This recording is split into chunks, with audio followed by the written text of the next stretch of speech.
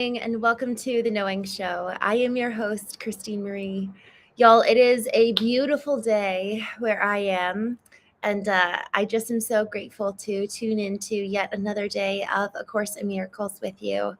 For those of you who are new to the show, every morning we read through a lesson in Course in Miracles. And honestly, the goal and intent of this morning show is the cultivation of our mind and of our spirit to just kind of take a look at what are the current narratives and scripts, even just default behaviors that are running my life that I'm not even aware of. And it's almost like pulling the subconscious forward and examining it and asking, is this who I want to be? Is this how I want to live my life? And then making adjustments accordingly. And so the evening shows, and frankly, the evening shows are not as frequent as the morning shows. They're usually on the weekdays and can be with just myself or with guests. And that's where we'll talk about the integration of emotional intelligence along with intellectual intelligence. We live in an AI-driven world, artificial intelligence. And so this is really our time every day to just remember who we are and also our identity in terms of whose we are and why we are and where we're going. So just really being clear and aware and mindful of those core elements that make you and me us, and then living accordingly so that when the external world speaks loudly and there's chaos and confusion, we have an inner knowing that we're able to bring into every environment. And so with that, I'm going to start with just a review of some of the preceding lessons that lead up to today's Course in Miracles. And then we'll go ahead and discuss the two review lessons that we have. We have one more set of review lessons tomorrow. And then on Friday, we'll go ahead and jump back into kind of our normal sequence. So with that, we are going to review and start with our review of Lesson 91. Lesson 91, miracles are seen in light. Lesson 92, miracles are seen in light, and light and strength are one. Lesson 93, light and joy and peace abide in me. Lesson 94, I am as God created me. Lesson number 95, I am oneself united with my Creator. Lesson 96, salvation comes from my oneself. Lesson 97, I am spirit. Lesson 98, I will accept my part in God's plan for salvation. Lesson 99, salvation is my only function here. Lesson 100, my part is essential to God's plan for salvation. Lesson 101, God's will for me is perfect happiness. Lesson 102, I share God's will for happiness for me. Lesson 103, God being love is also happiness. Lesson 104, I seek but what belongs to me in truth. Lesson 105, God's peace and joy are mine. Lesson 106, let me be still and listen to the truth. Now for today's two reviews. Lesson 107, truth will correct all errors in my mind. I am mistaken when I think I can be hurt in any way. I am God's son, whose self rests safely in the mind of God. Lesson 108, to give and to receive are one in truth. I will forgive all things today, that I may learn how to accept the truth in me and come to recognize my sinlessness. Truth will correct all errors in my mind. Y'all, it's interesting. I was just chatting on the phone with some of my family yesterday, and we were talking about a point of concern that we have about just an aspect in our family, and talking back and forth about what do we do, and it doesn't feel like the truth is being honored and upheld. And as I am reflecting back on that conversation yesterday, I am reminded this morning that, well, okay, yes, it's super easy to observe externally where someone else is not adhering to the truth. But what would it look like for me to look in the mirror this morning and assume all radical responsibility for where I do not adhere to the truth? Yesterday, the concept was posited. I'm actually going back to yesterday's lesson. Today, I will accept God's joy and peace in glad exchange for all the substitutes that I have made for happiness and peace.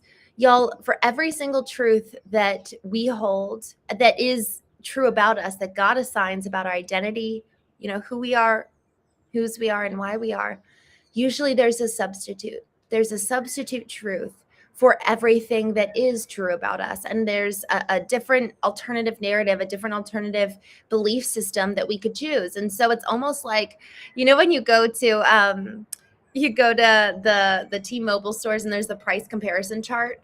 It's almost that way in so many ways for it. This is your identity, and it's like option 1, option B, or option 1, option 2, and they just counter each other. And you can choose option 1, or you can choose option 2 that counteracts option 1. And so for every bit of truth about us, there is an equally strong opposing aspect that tempts us and lures us into the questioning of our identity, of who am I? What is true about me? Because, if we're not taking time every single morning or evening to sit in the stillness, to tune into and listen to the voice of God, the voice externally is very, very loud. The voice of this world, the voice of social media, the voice of culture, the voice of even family. It's so, so, so, so loud. So it's easy to look out there and identify what's wrong or what's not on the right path. But when and how often do we take the responsibility to go inward and say, where am I actually not in alignment with truth? Because we are choosing every single day to believe something, to take action based off of a belief system. And the question for you and me this morning is, are we allowing the ultimate capital T truth of what God says about us to correct all errors in our minds? Or are we allowing for errors to persist? Errors meaning believing what other people have to say about who we are over what God says about who we are. Y'all, if we don't have clarity over our identity, it's going to show up in the way that we interact with other people, in the way that we even do our job, in the way that we engage with the world. From this perspective, are we consistent in the way that we show up? Are others able to find us reliable and loving? Are we calm and peaceful? There in business, there's key performance indicators, KPIs. And so this is kind of a KPI moment where what are the indicators that let you know whether you're walking in the truth versus you're not? You're walking in the errors of our minds, the errors of the counter truth. What's been told to us that counteracts what God says. One thing could be God saying, you're worthy. And then the negative to that is I'm worthless, or I have to earn or make my value. I'm not inherently worth anything. That is a fundamental core belief system that shows up in every area of life.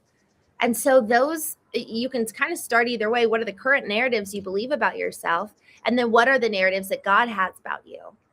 It doesn't need to get super, super spiritual. What I'm talking about is knowing beyond a shadow of a doubt your identity and who you are. Because y'all, when we can know that, now we stand firmly grounded, firmly rooted, so to say, so that, like the analogy of when the wind blows, your house can stand. You can stand firm and not be blown over by every whim, every wave that comes crashing, because it does.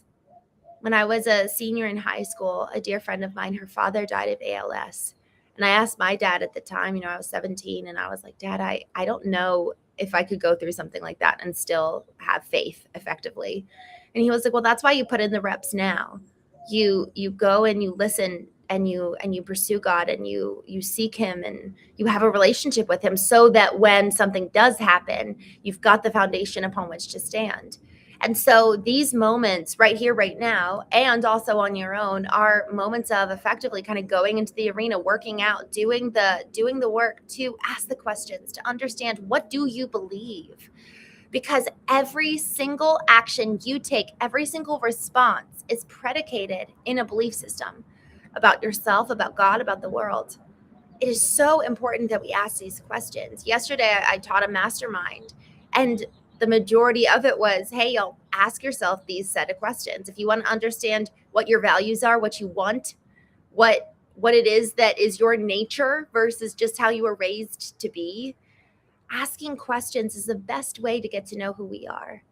And even in that, sometimes it's just revealing the belief system that actually needs to change. Getting to the core of what we believe about ourselves does not make it true, but it does help us just remove and remove the excess. It's like getting back to the starting line, because once we're all lined up at the start line, now we can fire the gunshot and now we can go. But if we don't even know where we're starting from, if we don't even know our basic belief systems, then it's going to be incredibly hard to make any real changes to them. So, what do you believe about yourself? And then, what do you believe about God? What do you believe about other people? Are other people fundamentally distrustful because of experiences you've had in your life? Or do you actually go into relationships with hope and kind of wide-eyed and curious and excited about what's going to happen? How do you engage with the world and with God and with yourself? And ultimately, they're all very connected. Usually there's not a big difference between them. How we view ourselves shows up in the way that we treat other people. How we view God shows up in the way we treat other people, and vice versa. So then moving on to the second lesson for today: to give and to receive are one in truth. I will forgive all things today, that I may learn how to accept the truth in me and come to recognize my sinlessness. You know what's so interesting is, I will forgive all things today that I may learn how to accept the truth in me. This is ultimately presupposing that our lack of forgiveness is preventing our access to truth. And I didn't even get that the first time, but y'all, this is really significant. Forgiveness is like the pathway to truth. It's the access to truth. Whereas, man, if I am, this is so, I think I don't remember if I used this analogy before, but I just thought and kind of got this picture in my mind's eye that for all of the forgiveness that lack of forgiveness that we hold, it's like we're building a dam and there's not that free flow of water. And it's like the outlet is the access to the truth. The outlet is the access to freedom. But if we're having lack of forgiveness in our hearts, then we're building this dam and everything's being kept inside. And it's not able to freely rush out and freely give and freely love. But man, when we allow forgiveness, the dam breaks wide open, and all of a sudden we're able to give, and then to give and to receive are one in truth. So in the giving, we actually are able to receive, and in the receiving, we're then able to give. Like, one of my favorite Greek words is lambano, which is receive in English. And it's this very almost like water wheel effect. Like if I am receiving a command, let's say, to use a military example, if I receive a command, I actually haven't fully received it until I take action accordingly. And almost like it comes in and it comes out. That's kind of the water wheel effect of true receiving and true giving. And that is so much the case with truth. I will forgive all things today, that I may learn how to accept the truth in me. Y'all, if we're not forgiving, it damages us more than anyone else. So this is our call, our high call today, to forgiveness, to love, to being willing to let go of all that we're holding on to, so that the dam can break. And now we can give from a place of overflow, but actually access truth to begin with. I'm going to go ahead and jump here in the chat.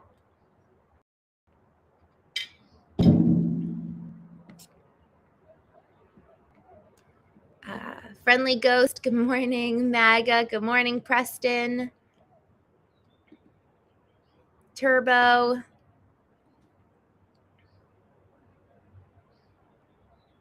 Charlie, good morning.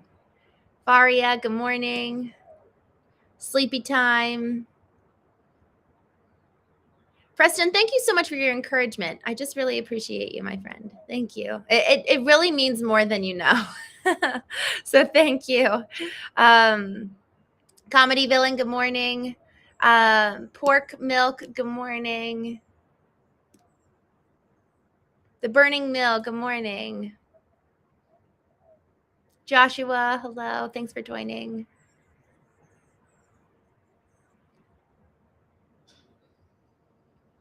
All right, just scrolling to Alex. Alex, hello. Good to see you. Fun Time, good morning. Leandro, hello.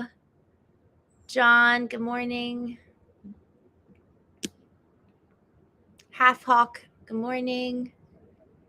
Oh, I love this. Life feels lighter when you choose to spread joy. Mm. Hmm. Isn't that so true? And isn't that an interesting aspect of when you choose forgiveness, then what you're giving can be life-giving to other people. But so long as everything is kind of kept behind the dam, man, it's like, okay, well then the things that do come out, how many of them are reliable and predictable and actually in alignment with who you want to be? Otherwise, it's like it's sporadic rather than the seamless flow of what comes in and the inputs and allowing for them to impact the way that you show up and the way that you live in a really, really beautiful, holistic way. I keep going back to this concept of when you're around somebody and you feel like you're walking on eggshells, they just feel unsafe. And so if we don't have that seamless flow, from the place of forgiveness is the freedom to give joy and give love and peace. It's like the block happens within us first, but it also shows up in the way that we experience other people and the way that they experience us. Do our friends and family feel safe with us? Do they feel like we are those who are predictable in terms of emotional engagement? Can they interact with us and feel like they're going to experience the same Preston on a daily basis? Are they going to experience the same Nelson, the same Eric? Or do all of us change, you know? And that's really important because our kids, fundamentally, those are the moments that impact our children at a really deep level that later on in life, the moments that we have with our children could be the very moments that one day they'll look back on and be like, yeah, that moment really shaped me in a really damaging way. So this is why it's called radical responsibility, because it is so much easier to ignore those moments than to come face to face and take responsibility for them and maybe even apologize. If there have been moments, man, when we've been emotionally unstable for those that we love, to be able to go back and say, I'm so sorry. There was a moment, I'll always remember this with my darling a year ago. We were at a conference and I acted in accordance to responding if I was with my former relationship where it was very emotionally unsafe. And so I've healed a lot, but at the same time, I still find myself on autopilot reacting to something that my darling today never did. But it's because my past, like, physiological response is according to how I was trained to respond in this other relationship. And guys, we train people how to treat us. And so we effectively have been trained in so many ways to engage in certain relationships in certain ways, apart from being the one in the driver's seat saying, you know what, this isn't right. Or, you know what, this isn't how I want to live. And so in so many ways, then we're acting on autopilot, acting out of default response. And so I was sitting at this hotel. My darling did something. I initially reacted totally not to him, but to my former relationship that was pretty damaging. And I came back to my darling later and I just sat down next to him and I was like, I feel so embarrassed right now. And I was still upset, but me just admitting that I felt embarrassed immediately, he's put his arm around me and he knew what was happening. He knew that I came from a previous relationship that wasn't good. And he just hugged me and he was like, I'm so sorry. And I it's okay, and then later on we kind of dug into it, but it was really helpful to lead with, I feel. That's number one. That can kind of break the barrier because now I'm not blaming anybody, and I'm also not trying to explain, but I'm just saying I feel. And then embarrassed, y'all. Embarrassed is really, it's like talk about a neutral zone. It's not saying I feel angry at you. It's not I feel shame, but it's just like I feel embarrassed and I don't really know why and I haven't worked through it, but I just am kind of, this is my extension of the olive branch. And now we can be on the same team. My brother-in-law would say this to my sister. He would be like, why are we fighting? We're on the same team. And so that concept of we're on the same team for me is huge. And I really, really, really love that. For anyone who's played sports, whether professionally or just in grade school, that concept of we're on a team means that no one is out there for themselves. It is never about one person. It's never about the name on the back of the jersey. It's about the name on the front of the jersey. So who are you fighting for? Are you fighting for yourself or for your relationship? Or are you fighting to protect the old narratives about old wounds that aren't even true anymore? sometimes we work so hard to protect the narratives that hold no relevance anymore. And those are the hardest ones to let go of, and the hardest ones to effectively kind of repent from. The word repent, so much of it is just turning away, And so it doesn't even mean sometimes that we were super wrong to act according to what allowed us to survive in these old relationships. But what it does mean is that, you know what, today, now in the present, I'm no longer in those situations, and I want to move away from that old way of living. But here's the thing about doing that is that means that that old way of living needs to die. And there's pain in that, because sometimes we're actually letting go of somebody we once loved. Or maybe it's letting go of a behavior that feels so comfortable to us. And then we're like, well, then how else am I going to show up? What's the alternative? And we're going back to that kind of schematic of option A, truth of what God says about us, and option B, truth about what kind of the world says about us, or how we were raised to think about ourselves. It's actually scary to let go of option B because we're familiar with it. Familiarity breeds comfort, and comfort breeds this sense of belonging in some ways. I actually belong to this narrative of I'm not worthy. To let go of that, well, that's my narrative. That's like how I kind of define me. So I've actually made my identity in the fact I'm not worthy. So if I was to let go of that truth, well, now I'm letting go of kind of what's made me me.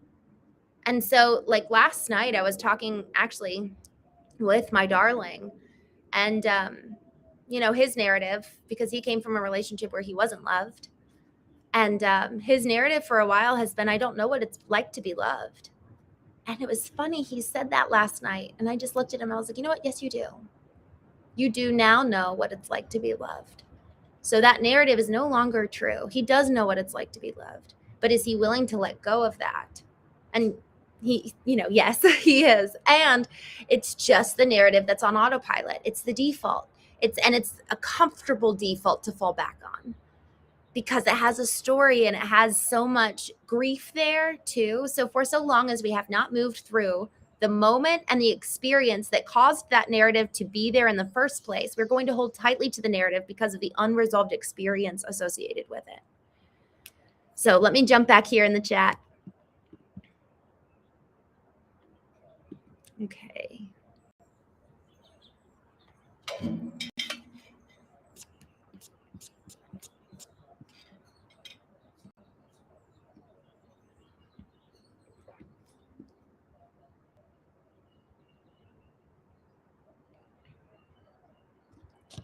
All right. Ricky, good morning. Ray, good morning. Lish, good morning. James. Charlie says, this is why relationships fail. You keep doing the same failing actions and expect success. You need to accept you are wrong and change your pattern. That's so good. Rhodey, good morning. Parada, good morning. I am low. Ray. Bank Top, good morning. I'm glad to see you. Ricky, Maga. Nicole, good morning. Thank you, Nicole. I am playing catch up. I so appreciate that, Nicole, and I'm so with you. I'm still in the process of trying to work through how to deal with this in the future. So Scott, good morning. So y'all, just so you know, for the chat, sometimes I do miss some of the preceding ones. So I'm sorry if I missed something you said. I'm in the chat now, so if you want to repeat anything, I would love to see. And y'all, it is really a place where we want to honor each other. We want to honor each other. We want to honor ourselves, act according to someone that we would be proud of. So perhaps it actually has more to who do you think you are and who do you want to be, and then act according to that. Hold a high standard for you, and I'll hold a high standard for me. All right, going back to, and I am going to put some folks here in timeout that I'm seeing who are kind of trolling a little bit. Licked, it looks like you are trolling a bit, so I'm going to go ahead and just put you on timeout so that we can remove those comments. All right. The Burning Mill. I don't give out my phone number, but thank you so much for being on here. I'm so glad that you are. All right, y'all. I am jumping off here. Thank you so much for joining this morning for Simply Blessed. I'm glad to see you. I didn't see your name earlier. Y'all, I will be back on live tomorrow morning. Breaker of legs. I'm glad to see you too. He says, are you using a different camera setup or something? It looks different. I'm sitting outside. So like literally the sun is rising right now. So yes, it looks different. But anyways, I'm so glad to see you. And y'all, I will be back on tomorrow morning at 9 a.m. Eastern. We do have trivia today at 6 p.m. Eastern. So come and join us. This trivia all started, so much of it was due to the fact that we want to just have fun. So no like massive important reason other than let's just go play. Life is really serious and life is really hard. And so sometimes we just need more reasons to play than ever before. So let's do it together. So come join me today at 6 p.m. Eastern. We're going to do trivia. And then tomorrow I will see you again, 9 a.m. Eastern for lesson 120 in A Course in Miracles. Nicole, it's good to see you. Thank you for being so kind.